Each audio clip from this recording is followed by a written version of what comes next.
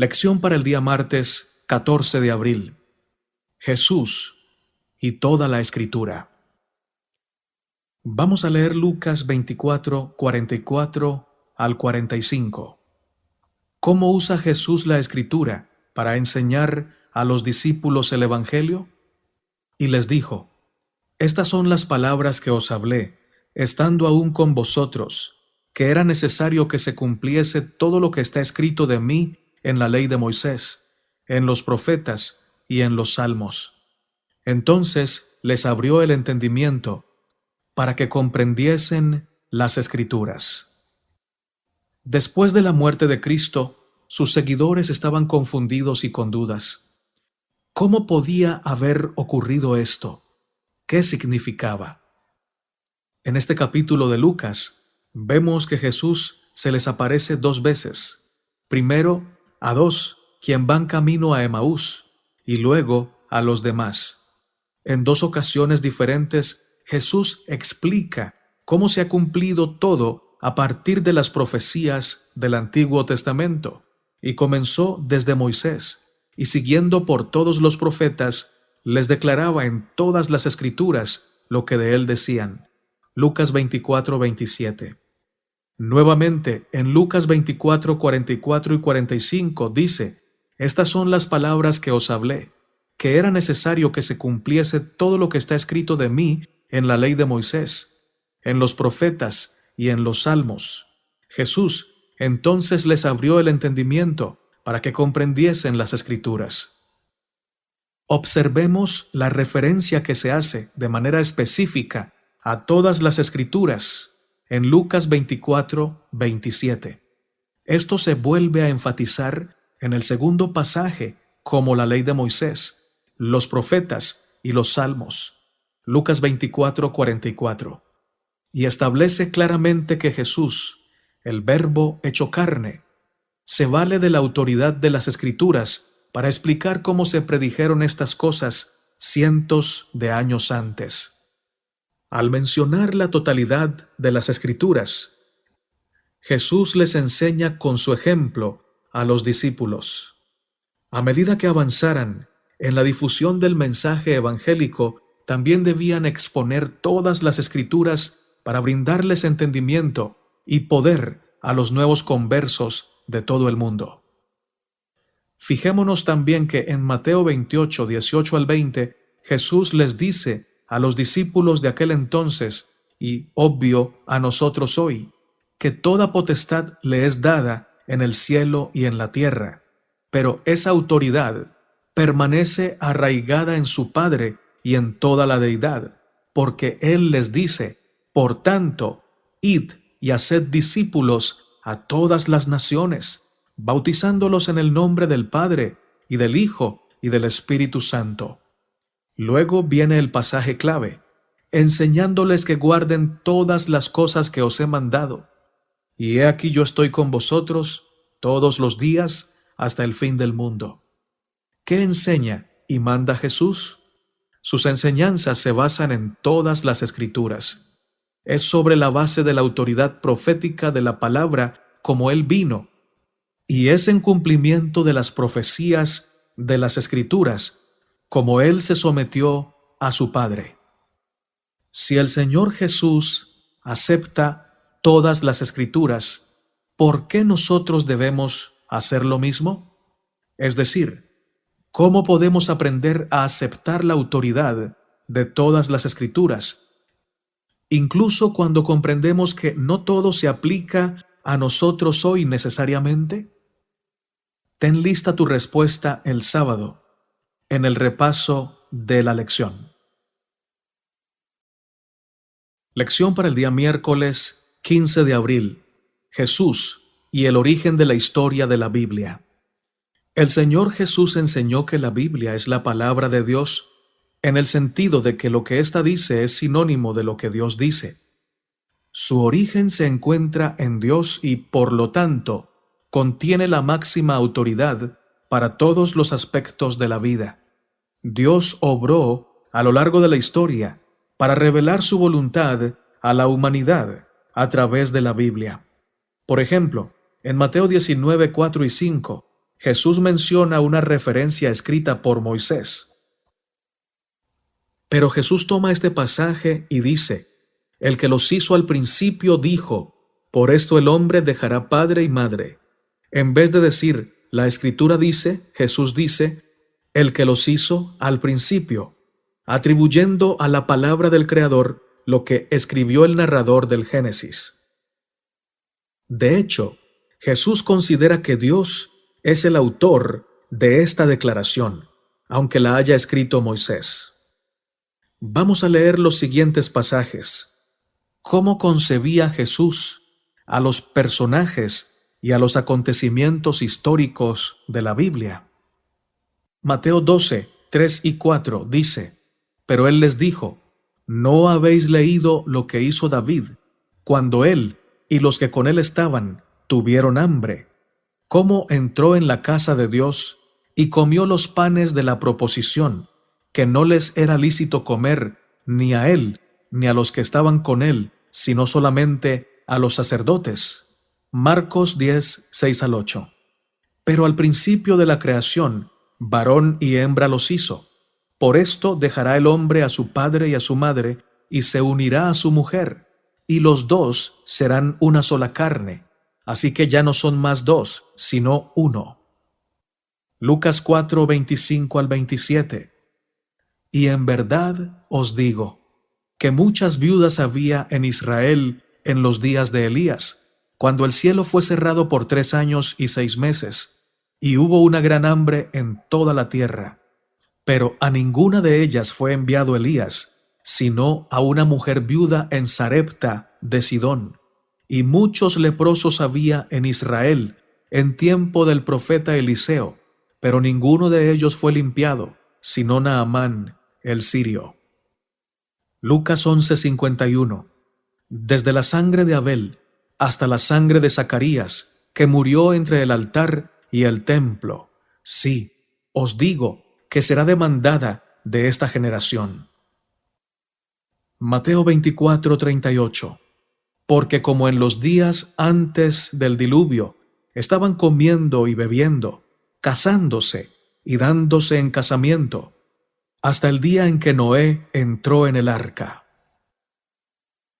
El Señor Jesús sistemáticamente considera a las personas, los lugares y los hechos del Antiguo Testamento como verdades históricas. Se refiere a Génesis 1 y 2, a Abel en Génesis 4, a David comiéndose el pan de la proposición y a Eliseo, entre otras figuras históricas. El Señor habla repetidas veces de los sufrimientos de los profetas de la antigüedad. Ver, por ejemplo, Mateo 5:12, Mateo 13:57, Mateo 23:34 al 36, Marcos 6:4. En un mensaje de advertencia, Jesús también describe los días de Noé. Estaban comiendo y bebiendo, casándose y dándose en casamiento, hasta el día en que Noé entró en el arca, y no entendieron hasta que el diluvio se los llevó a todos. Así será también la venida del Hijo del Hombre. Mateo 24, 38 y 39. Todo indica que el Señor Jesús se estaba refiriendo a este acto poderoso del juicio de Dios como un hecho histórico. Debido a que Jesús mismo menciona a estos personajes históricos como reales, ¿qué nos dice sobre el poder de los engaños de Satanás? El hecho de que muchos en la actualidad, incluso los cristianos profesos, a menudo nieguen su existencia. ¿Por qué nunca debemos caer en esa trampa? Esto nos aconseja el espíritu de profecía. Cristo fue tentado en todo, en la misma forma como el hombre es tentado, pero en ningún momento lanzó una temible acusación contra el tentador. A cada tentación opuso la palabra del Señor. Escrito está, fue el arma infalible que usó. Como representantes de Cristo, debemos enfrentar los ataques del enemigo con la palabra del Dios viviente. Nunca deberíamos permitirnos seguir la senda de la serpiente al usar sus argumentos aparentemente científicos. Satanás no puede obtener ventaja del Hijo de Dios que confía en la palabra de Dios como su defensa. Testimonios para la Iglesia, tomo 9, página 56. Lección para el día jueves, 16 de abril. Los apóstoles y la Biblia. Los escritores del Nuevo Testamento abordan la Biblia de la misma forma que Jesús. En cuestiones de doctrina, ética y cumplimiento profético, el Antiguo Testamento para ellos era la palabra autoritativa de Dios. No encontramos nada en ninguna parte que estos hombres hayan hecho o dicho que desafíe la autoridad o la autenticidad de cualquier parte de la Biblia. ¿Qué nos enseñan los siguientes pasajes sobre cómo entendían los apóstoles la autoridad de la palabra de Dios? Hechos 4, 24 al 26. Y ellos, habiéndolo oído, alzaron unánimes la voz a Dios y dijeron: Soberano Señor, tú eres el Dios que hiciste el cielo y la tierra, el mar y todo lo que en ellos hay, que por boca de David tu siervo dijiste: ¿Por qué se amotinan las gentes y los pueblos piensan cosas vanas? Se reunieron los reyes de la tierra, y los príncipes se juntaron en uno contra el Señor y contra su Cristo. Hechos 13, 32 al 36. Y nosotros también os anunciamos el evangelio de aquella promesa hecha a nuestros padres, la cual Dios ha cumplido a los hijos de ellos, a nosotros, resucitando a Jesús, como está escrito también en el Salmo 2: Mi hijo eres tú, yo te he engendrado hoy. Y en cuanto a que le levantó de los muertos para nunca más volver a corrupción, lo dijo así: Os daré las misericordias fieles de David. Por eso dice también en otro salmo: No permitirás que tu santo vea corrupción. Porque a la verdad David, habiendo servido a su propia generación según la voluntad de Dios, durmió y fue reunido con sus padres y vio corrupción. Romanos 9:17. Porque la Escritura dice a Faraón: Para esto mismo te he levantado, para mostrar en ti mi poder, y para que mi nombre sea anunciado por toda la tierra. Gálatas 3:8. Y la Escritura, previendo que Dios había de justificar por la fe a los gentiles, dio de antemano la buena nueva a Abraham, diciendo: En ti serán benditas todas las naciones. Observamos en estos pasajes cuán estrechamente relacionada está la Escritura con la voz misma de Dios. En Hechos 4, justo antes de ser llenos del Espíritu Santo, los discípulos alaban a Dios por la liberación de Pedro y Juan. En su alabanza elevan sus voces, reconociendo a Dios como el Creador y por hablar a través de David, su siervo. Es decir, las palabras de David son las palabras de Dios. En Hechos 13, 32 al 36, Pablo cita nuevamente a David, pero atribuye esas palabras a Dios, porque el versículo 32 se refiere a la promesa que Dios hizo a nuestros antepasados. En Romanos 9:17, donde uno esperaría que el sujeto fuese Dios, Pablo utiliza el término escritura, diciendo: porque la Escritura dice a Faraón, que en realidad podría decirse o parafrasearse: porque Dios dice a Faraón. En Gálatas 3:8, el sujeto es escritura y se utiliza en lugar de Dios, y muestra cuán estrechamente relacionada está la palabra de Dios con Dios mismo. Por cierto, los autores del Nuevo Testamento invariablemente confían en el Antiguo Testamento como la palabra de Dios. Hay cientos de referencias del Antiguo Testamento en el Nuevo Testamento.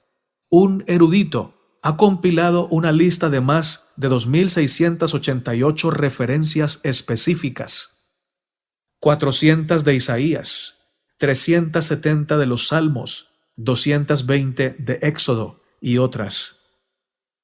Si a esta lista se agregaran alusiones temáticas y motivos, la cantidad aumentaría considerablemente. Los libros están repletos de referencias a las profecías del Antiguo Testamento, que a menudo se presentan con la frase «escrito está». Ver, por ejemplo, Mateo 2:5, Marcos 1:2, Marcos 7:6, Lucas 2:23, Lucas 3:4, Romanos 3:4, Romanos 8:36, Romanos 9:33, Primera de Corintios 1:19, Gálatas 4:27, Primera de Pedro 1:16, entre otras. Todo esto confirma que las escrituras del Antiguo Testamento son el fundamento sobre el que descansan las enseñanzas de Jesús y los apóstoles. ¿Qué deberían enseñarnos estos ejemplos sobre cuán peligrosas son las ideas que menoscaban nuestra confianza en la autoridad de las Escrituras? Esto nos aconseja el espíritu de profecía. Seamos cristianos que crecen. No debemos detenernos. Debemos estar hoy más adelante de lo que estábamos ayer, aprendiendo todos los días a ser más confiados, a descansar más plenamente en Jesús. Así tenemos que crecer. No alcanzaréis la perfección de un solo salto. La santificación es una obra de toda la vida. Mensajes Selectos, tomo 3, página 219. Lección para el día viernes 17 de abril, para estudiar y meditar.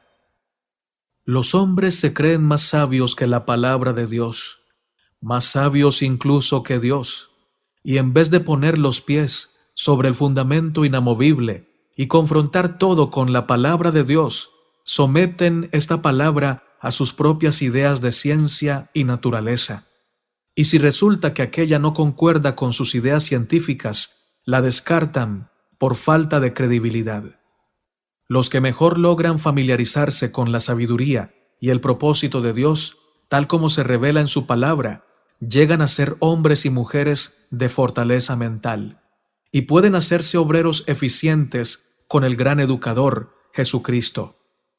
Cristo ha dado a su pueblo las palabras de verdad, y todos están llamados a cumplir su parte en darlas a conocer al mundo. No hay santificación aparte de la verdad, la palabra. Entonces, cuán esencial es que ella sea comprendida por todos. Libro Fundamentos de la Educación Cristiana, página 478 y 479. Gracias, mis amados hermanos, por escuchar el mensaje del Señor. Gracias por quedarte hasta el final de este video. Gracias por darle me gusta y por compartirlo con tus hermanos y tus amigos. Vamos a orar para terminar. A ti, oh Padre eterno, glorioso y santo, damos honra y alabanza. Gracias, Señor, porque nos das el privilegio de ser llamados hijos tuyos. Gracias por limpiarnos a través de la sangre del Cordero de Dios. Gracias, Señor, porque nos amas con amor eterno, porque nos rodeas con tu misericordia, porque nos llenas con tu Espíritu Santo. Gracias porque quitas nuestros miedos. Gracias porque nos alejas del pecado y nos das ese aborrecimiento por la injusticia. En esta oportunidad clamamos a ti por todas las personas del mundo entero, por cada médico, por cada enfermera que está ofreciendo su vida para ayudar a otros, que abnegadamente sirven de día y de noche para ayudar a tanta gente en esta emergencia. Bendícelos, bendice a sus familias, protégelos de las plagas, protégelos del mal, y dales, oh Señor, la oportunidad de conocerte, de conocer tu verdad y de seguirla. Oro también por cada uno de mis hermanos y hermanas adventistas del séptimo día.